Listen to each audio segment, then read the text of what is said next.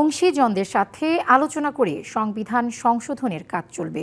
জুলাই জাতীয় সনদ সামনে রেখে পর্যালোচনা করা হবে সংবিধানের পুরো কাঠামো, তবে অক্ষুণ্ণ থাকবে মূলনীতি। এ বিষয়ে গঠন করা বিশেষ কমিটিতে বিরোধী দলের সদস্যরা যোগ না দিলেও বাইরে তাদের পরামর্শ নেওয়া হবে। মঙ্গলবার কমিটির প্রথম বৈঠক শেষে জানানো হয় এসব তথ্য। মঙ্গলবার প্রথম বৈঠকে বসে সংবিধান সংশোধনে গঠন করা বিশেষ কমিটি। জাতীয় সংসদ ভবনের ক্যাবিনেট কক্ষে এই বৈঠকে আলোচনা হয় জুলাই অভ্যুত্থান ও শহীদদের আকাঙ্ক্ষা বাস্তবায়নে সংবিধানে প্রয়োজনীয় সংস্কারের বিষয়ে। ঠিক করা হয় কমিটির কর্মপরিকল্পনা।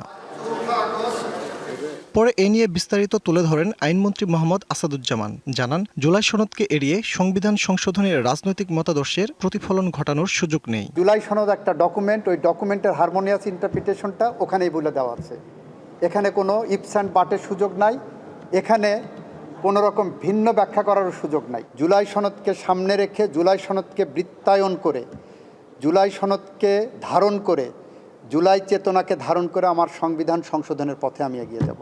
এর আগে কমিটির সভাপতি ও স্বরাষ্ট্রমন্ত্রী সালাউদ্দিন আহমদ বলেন, সংবিধান সংশোধনে চ্যালেঞ্জ নয় বরং প্রত্যাশা আছে। বলেন, জুলাই জাতীয় সনদ পূর্ণাঙ্গভাবে বাস্তবায়ন করতে চায় সরকার। আমরা সমাজের সকল সেকশনের সাথে আলোচনা করে তাদের মতামত নিয়ে জুলাই জাতীয় সনদ বাস্তবায়ন করব এবং জুলাই জাতীয় সনদের বাইরেও সমাজের যে সমস্ত প্রত্যাশা আছে থাকবে সেই সমস্ত বিষয়গুলো অ্যাড্রেস করব। সংবিধানের প্রস্তাবনা থেকে শুরু করে তফসিল পর্যন্ত সর্বত্র যা যা সংশোধনের প্রয়োজন সেই সমস্ত সংশোধনীগুলো আমরা ধারণ করে সেভাবে আমরা রিপোর্ট প্রণয়ন করব। আমরা সকল বিরোধী দলীয় যারা দল আছেন, সদস্য আছেন, তাদের সকলের পরামর্শ আমরা গ্রহণ করব।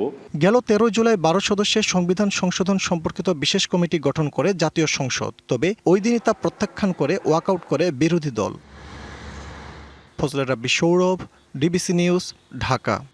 বাংলা কিউআর যেখানে নগদ পেমেন্ট সেখানে। সারা দেশে 10 লাখেরও বেশি মার্চেন্টে নগদে পেমেন্ট করুন খুব সহজে।